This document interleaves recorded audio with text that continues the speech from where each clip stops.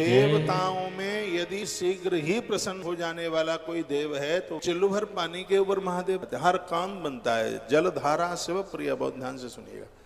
मैंने तीन दिन पहले बोला, एक भी दिन ऐसा ना निकले एक लोटे में जल, गंगा जल, सफेद चंदन नहीं हो तो यहां से मिल जाएगा, और काला तिल, यह मिलाकर भगवान शिव के ऊपर, कच्चा दूध अलग से लेके जाइए, कच्चा दूध चढ़ा दें ऊपर, फिर चढ़ा दें, लोटिया में भी डाल लोगे तो भी ऐसी कोई दिक्कत। एक लोटा पानी, एक ही लोटा जल आपकी सभी समस्याओं का हल कर। और ये सब बनावटी बातें नहीं हैं। राम जी ने रावण को जीतने से पहले वो एक लोटा जल ही तो चढ़ाया था। कहा था लक्ष्मण पानी खा रहा है और मुझे प्रभु की पूजा के लिए जल चाहिए, और ऋषि के यहाँ पर लक्ष्मण पहुंचे और वहां से जल लेकर के आए। तो बालू के शिवलिंग राम ने बनाए और उनके ऊपर एक लोटिया जल चढ़ाया, तो उस बालू के शिवलिंग में से साक्षात भगवान महादेव प्रकट हो गए। वही तो आज रामनाथ रामेश्वर है। अति प्रसन्न हो गए, कहा वरदान मांग ले। और भगवान शिव ने वो कृपा करी थी रावण को। प्रभु राम जी ने, शंकर जी तो दुश्मन को पराजित करने वाले देव हैं और बड़े भाग्यशाली हैं।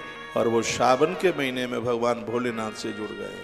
हो सके व्रत कर लो पूरे महीने का, ना अन्न छोड़ पाओ तो आप प्रदोष में व्रत, जिस दिन प्रदोष और आपसे हो जावे तो सोमवार का आप, बेटियां अष्टमी बुधवार को पड़ जाए, वो सोमवार को अष्टमी पड़ जाए, सोमवार के दिन अष्टमी पड़ जाए, उस दिन बेल का फल भगवान महादेव के ऊपर चढ़, तुम्हारे घर में, तुम्हारी ससुराल में बहुत आनंद हो। शंकर नादि अनंत, इतने सीधे देवता। एक कथा आती है कि शिवालय वन में था, जंगल में था, कोई लुटेरा वहां से निकला तो उसने पीतल का बड़ा सा घंटा देखा और विचार किया, मैंने बहुत चोरी की है, क्यों ना ये पीतल का घंटा उतार लूं, बहुत महंगा बिकेगा। कम घुस गया मन। घंटा ऊंचा था, जूते चप्पल सहित पिंडी के ऊपर चढ़ गया। जैसे ही घंटे उतारने की कोशिश करी तो महादेव पिंडी से प्रकट हो गए और कहा, बेटा वरदान मांग ले, क्या चाहिए।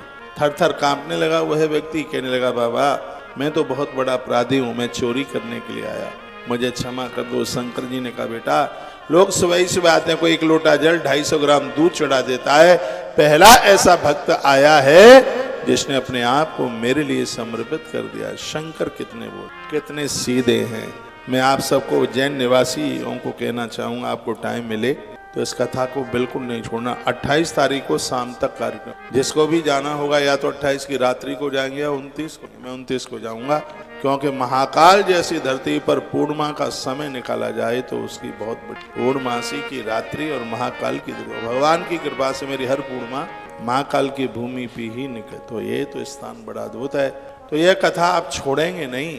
कथा के टाइमिंग ठीक 12 बजे, मैं 12 बजे ही व्यासपीठ पर होऊंगा, 3:30-4 बजे तक कार्यक्रम चलेगा, 4 बजे फिर ब्राह्मण लोग आ जाएंगे। आज पहला दिन था, अभी काफी गाड़ियां, लोग अभी रास्ते में ही हैं, क्यों कल तक का कार्यक्रम था वृंदावन में। कल गौ माता का बहुत अद्भुत आयोजन था। मैं भी रात्रि को चलाऊं पश्चिम एक्सप्रेस में बैठ के, बताया नहीं था किसी को, फिर भी 3:30 बजे नागदा से कुछ लोग आ ही गए। वो तो खुशबू लेकर के बता देते। मैंने कहा, बताया किसने? तो मैं इस कोच में हूँ, इस डिब्बे में हूँ। कहा कि आपसे हमारी आस्था जुड़ी है तो आपने ही आके बता दिया था। मैंने कहा जरूर कोई नहीं कोई भेदी लगा होगा जिसने। अच्छा लगा, बढ़िया लगा।